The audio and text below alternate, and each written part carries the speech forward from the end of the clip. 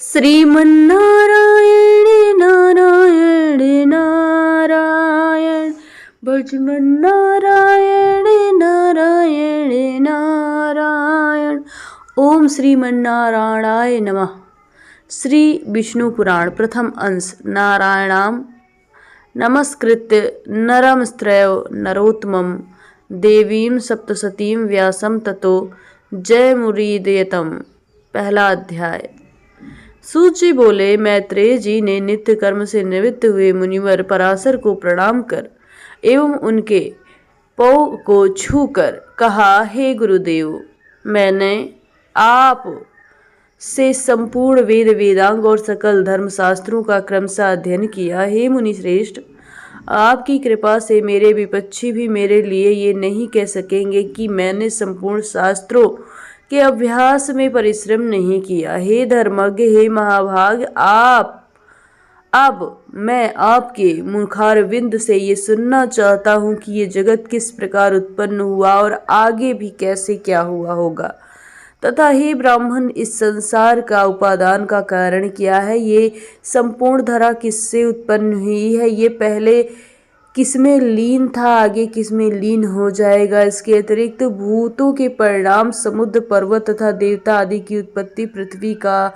अधिष्ठान और सूर्य आदि का परिमाण तथा उनका आधार, देवता आदि के वंश, मनु, मनवंतर यानी बार बार आने वाले चारों युगों में विभक्त कल्प और कल्पों के विभाग, प्रलय का स्वरूप, युगों में पृथक पृथक संपूर्ण धर्म, देवर्षि और राजर्षि के चरित्र, श्री वेद व्यास कृत वैदिक शाखा की यथावत रचना तथा ब्रह्मा आदि वर्ण तथा ब्रह्मचर्य आदि आश्रम धर्म, सब ये महामुनि शक्ति नंदन मैं आपसे सुनना चाहता हूँ। हे ब्राह्मण, आप मेरे प्रति अपना चित्त प्रसादोन्मुख कीजिए, जिससे हे महामुनि मैं आपकी कृपा से ये सब कुछ जान सकूं। श्री पराशर बोले, हे धर्मज्ञ मैत्रेय, पिता जी के पिता श्री वशिष्ठ जी ने जिसका वर्णन किया था उस पूर्व प्रसंग का तुमने मुझे अच्छा स्मरण कराया, इसके लिए तुम्हें बड़ा ही धन्यवाद।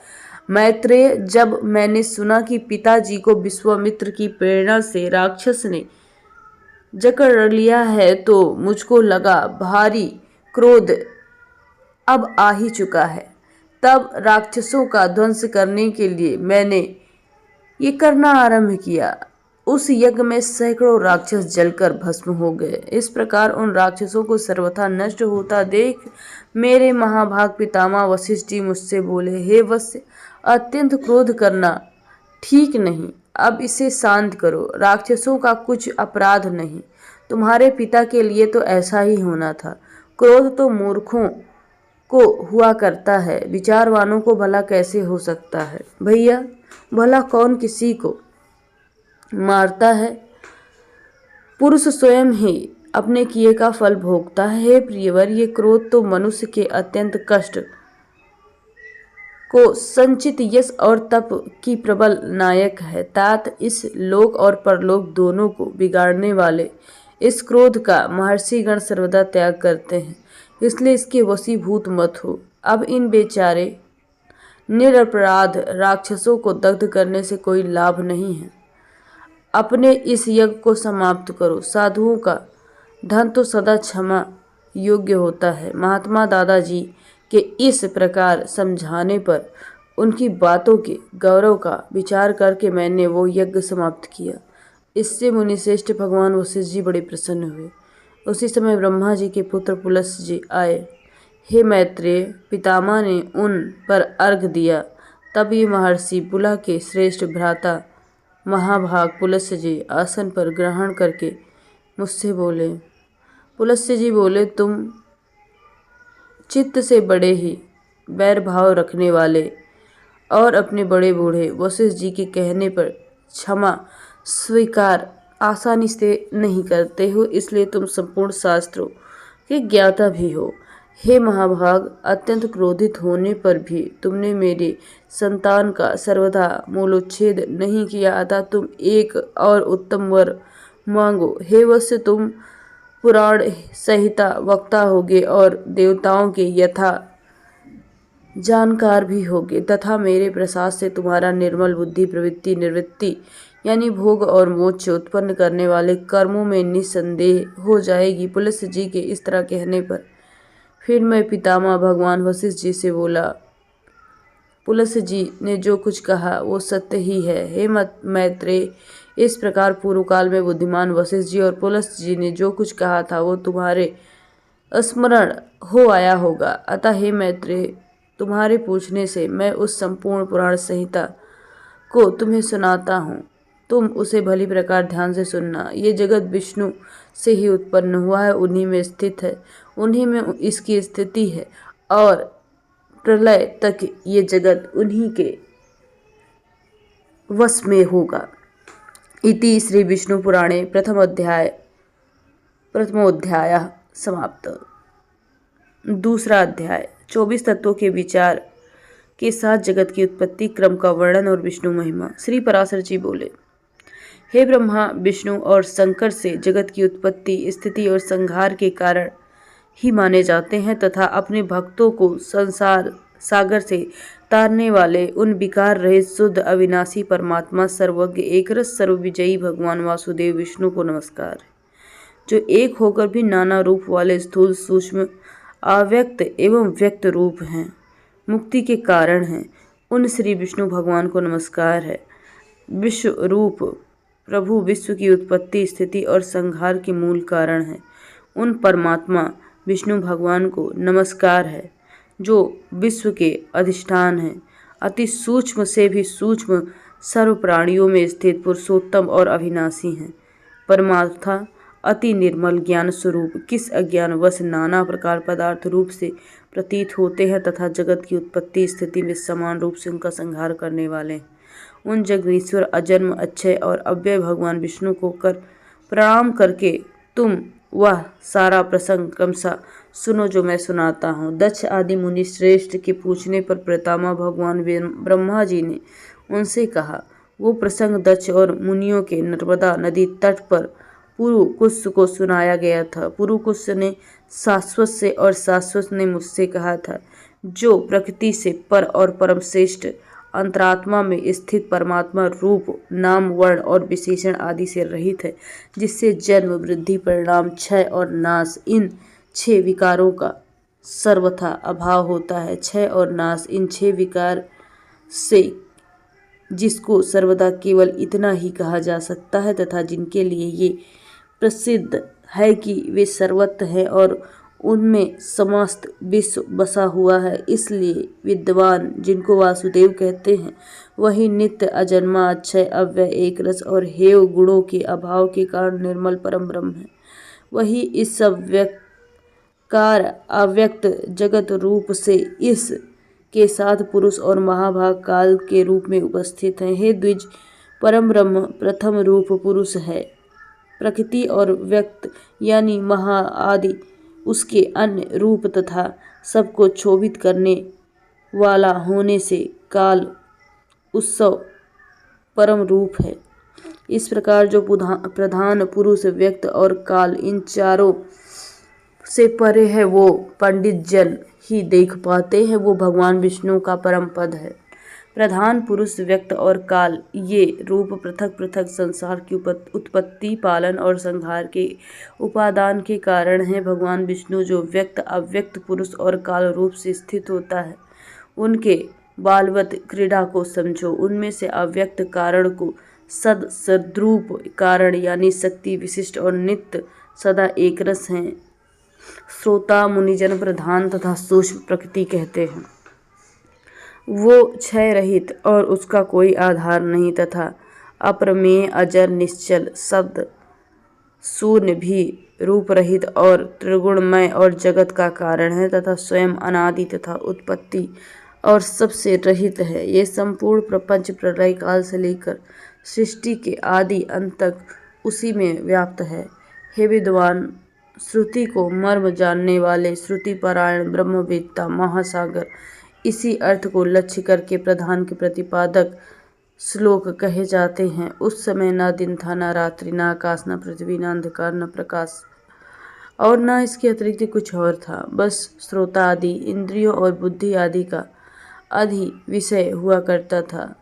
हे विप्र, विष्णु के परम यानी उपाधि रहित स्वरूप प्रधान और पुरुष ये दो रूप हैं। विष्णु जिस प्रकार अन्य रूप द्वारा दोनों सृष्टि और प्रलय संयुक्त और वियुक्त होते हैं, उस रूपांतर का ही नाम काल है। बीते हुए प्रलय काल में सह व्यक्त प्रपंच प्रकृति में लीन था, इसलिए प्रपंच के इस प्रलय को प्रकृति प्रलय कहा जाता है। हे द्विज, काल रूप भगवान अनादि है, इनका अंत नहीं है, इसलिए संसार की उत्पत्ति स्थिति और प्रलय भी कभी नहीं हो सकते, वे निरंतर शांत रहते हैं। हे मैत्रेय, प्रलय काल में प्रधान साम्यावस्था स्थित हो जाने पर पुरुष की प्रकृति पृथक हो जाने के बाद विष्णु भगवान का काल रूप दोनों ने धारण करके उस प्रवृत्ति में तदंतर उन पर परमात्मा विश्वरूप सर्वव्यापी सर्वभूतेश्वर सर्वात्मा परमेश्वर अपनी इच्छा से विकारी प्रधान अविकारी पुरुष प्रविष्ट होकर उनको क्षोभित किया। जिस प्रकार क्रियाशील न होने पर भी गंध सब मन को छू लेता है, उसी प्रकार परमेश्वर अपनी सन्नाधि मात्र से प्रधान पुरुष को प्रेरित करते हैं। हे ब्राह्मण, वो पुरुषोत्तम ही इन्हें शोभित करने वाले और वे क्षुब्ध होते हैं तथा संकोच और विकास युक्त प्रधान रूप से स्थित है। क्रमादि समस्त ईश्वर के ईश्वर विष्णु ही समाष्टि व्याष्टि रूप ब्रह्मादि जीव रूप तथा महत्व रूप से स्थित है। हे द्विजश्रेष्ठ, सर्वकाल में प्राप्त होने पर गुणों का साम्यावस्था रूप प्रधान चय विष्णु के छेद रूप से अधिप्रिय हुआ तो उससे महत्व की उत्पत्ति हुई। उत्पन्न महात्मन को प्रधानतम आवृत्त किया। महात्मम सात्विक और राजस तामस भेद से 3 प्रकार के हैं, किंतु जिस प्रकार बीज छिलके के स्वभाव से ढका रहता है, वैसे ही त्रिविध महत्व प्रधान तत्व से सर्व ओर व्याप्त है। त्रिविध महातत्व से लौकिक तेजस और तामस भूत आदि 3 प्रकार का अहंकार उत्पन्न हुआ। महामुने, ये त्रिगुणात्मक होने से भूत और इंद्रिय आदि कारण है, और प्रधान से जैसे महातत्व व्याप्त है, वैसे ही महातत्व से वो अहंकार प्राप्त है। अहंकार विकृत होने पर शब्द तन्मयता और उससे शब्द गुण वाले आकाश की रचना हुई है। भूत आदि तामस अहंकार से शब्द तन्मात्रा रूप आकाश को व्याप्त किया गया है। आकाश ने विकृत होकर स्पर्श तन्मात्रा को रचा। बलवान वायु उसका गुण स्पर्श माना जाता है। शब्द तन्मात्रा रूप आकाश से स्पर्श तन्मात्रा वाले वायु को किया गया है। फिर वायु ने विकृत होकर रूप तन्मात्रा की सृष्टि की है। रूप तन्मात्रा वायु तेज से उत्पन्न हुआ, उसका गुण रूप कहा जाता है। स्पर्श तन्मात्रा वायु ने रूप तन्मात्रा तेज को आवृत किया। तेज ने विकृत होकर रस तन्मात्रा की रचना की। उस रस तन्मात्रा ने रस गुण वाला जल हुआ। रस तन्मात्रा को रूप तन्मात्रा तेज से आवृत किया गया। जल विकार को प्राप्त होकर गंध तन्मात्रा की सृष्टि। फिर पृथ्वी उत्पन्न हुई, जिसका गुण गंध रूप में जाना जाता है। उन आकाश आदि भूतों में तन्मात्रा अर्थात केवल उनके ही गुण शब्द आदि हैं, इसलिए तन्मात्रा यानी कि गुण रूप ही कहे जाते हैं। तन्मात्राओं में विशेष भाव होता है, इसलिए उनके अवशेष बचे हैं। वे अवशेष तन्मात्राएं शांत घोर अथवा मुनि नहीं हैं, अर्थात उनका सुख दुख या मोह रूप से अनुभव नहीं हो सकता। इस प्रकार तामस अहंकार से भूत तन्मात्रा सर्ग हुआ। 10 इंद्रियां जैसे राजस अहंकार से उनके अधिष्ठाता देवता वैकरिक अर्थात सात्विक अहंकार से उत्पन्न हुए कहलाते हैं। इस प्रकार इंद्रियों के अधिष्ठाता 10 देवता और 11वां मन वैकरिक सात्विक। हे द्विज, त्वक चक्षु नासिक और जिह्वा छौत्र ये 5 बुद्धि की सहायता से शब्द आदि विषयों के ग्रहण करने वाली 5 इंद्रियां हैं। मैत्रेय, वायु यानी गुदा, उपस्थ, लिंग, हस्तपाद और वाक ये 5 कामेंद्रियां हैं। इनके कर्म मल मूत्र का त्याग, शिल्प, गति और वचन बतलाए जाते हैं। आकाश, वायु, तेज, जल, पृथ्वी ये 5 भूत उत्तरोत्तर शब्द स्पर्श और 5 गुणों से युक्त हैं। ये 5 भूतों में शांत और मूढ़, सुख और दुख मोह युक्त है, अतः ये विशेष कहलाते हैं। इन भूतों में पृथक पृथक नाना शक्तियां हैं, अतः परस्पर पूर्णता मिले बिना संसार की रचना नहीं की जा सकती। इसलिए एक दूसरे के आश्रय रहने वाले ही एक संघात की उत्पत्ति के लक्ष्य वाले महत्व से लेकर विशेष पर्यंत प्रकृति के इन सभी विकारों से पुरुष से अधिष्ठात होने के कारण परस्पर मिलकर सर्वथा एक होकर प्रधान तत्व के अनुग्रह के अंड की उत्पत्ति होती है। महाबुद्धे जल के बुलबुले के समान क्रमशः भूतों से हुआ गोलाकार और जल पर स्थित महान अंड तथा हिरण्यगर्भ रूप विष्णु का अति उत्तम प्रकृति आधार हुआ। उसमें वे अव्यक्त स्वरूप जगतपति विष्णु व्यक्त हिरण्यगर्भ रूप से स्वयं ही विराजमान हुए। महात्मा हिरण्यगर्भ का सुमेरु गर्भ को ढकने वाला झिल्ली तथा पर्वत जरायु तथा गर्भावस्था रस था। हे विप्र, उस अंड में पर्वत और द्वीप आदि के सहित समुद्र महागण के सहित संपूर्ण लोक तथा देव असुर मनुष्य आदि विविध प्राणी प्रकट होते हैं। वो अंड पूर्व की अपेक्षा 10 गुण अधिक जल अग्नि वायु आकाश और भूत आदि तामस अहंकार से आवृत तथा भूत आदि महत्व से घिरा हुआ है और इन सब के सहित महातत्व भी अव्यक्त प्रधान से आवृत है। इस प्रकार जैसे नारियल के फल के भीतर बीज बाहर से कितने छिलके से ढका रहता है, वैसे ही अंड इन 7 प्रकार के आवरणों से घिरा हुआ होता है। उसमें स्थित हुए विश्वेश्वर भगवान विष्णु ब्रह्मा होकर रजोगुण का आश्रय लेकर इस संसार की रचना में प्रवृत्त होते हैं तथा रचना हो जाने पर सत्गुण विशेष अतुल पराक्रमी भगवान विष्णु उसके कल्पांत पर्यंत युग युग में पालन करते हैं। मैत्रेय, फिर कल्प का अंत होने पर दारुण तम प्रधान रुद्र रूप धारण करके वे जनार्दन विष्णु ही भूतों का भक्षण कर लेते हैं। इस प्रकार समस्त भूतों का भक्षण कर संसार को जलमय करके वे परमेश्वर से सैया पर शयन करते हैं। जागने पर ब्रह्मा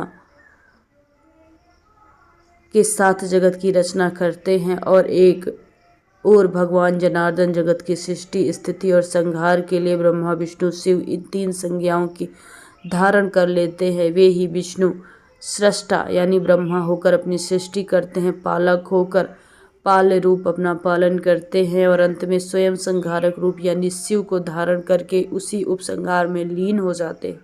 पृथ्वी जल वायु तेज आकाश एवं समस्त इंद्रियां अंतःकरण आदि जितना जगत है सब पुरुष रूप है और क्योंकि वह अव्यय विष्णु ही विश्वरूप है, सर्वभूतों का अंतरात्मा है, इसलिए ब्रह्मादि प्राणियों में स्थित सर्ग आदि उन्हीं के उपकारक है। अर्थात जिस प्रकार ऋषि द्वारा किया हुआ हवन यजमान का उपकारक होता है, उसी प्रकार परमात्मा द्वारा रचे हुए समस्त प्राणियों द्वारा होने वाली सृष्टि उन्हीं के उपकारक है। वे सर्वरूप श्रेष्ठ वरदायक और वरेण्य भगवान विष्णु ब्रह्मा और अवस्थाओं द्वारा रचने वाले हैं। वे ही रचे जाते हैं, वे ही पाले जाते हैं, वे ही पालित है, वे ही संसार है और वो ही उसमें समाहित है। इति श्री विष्णु पुराणे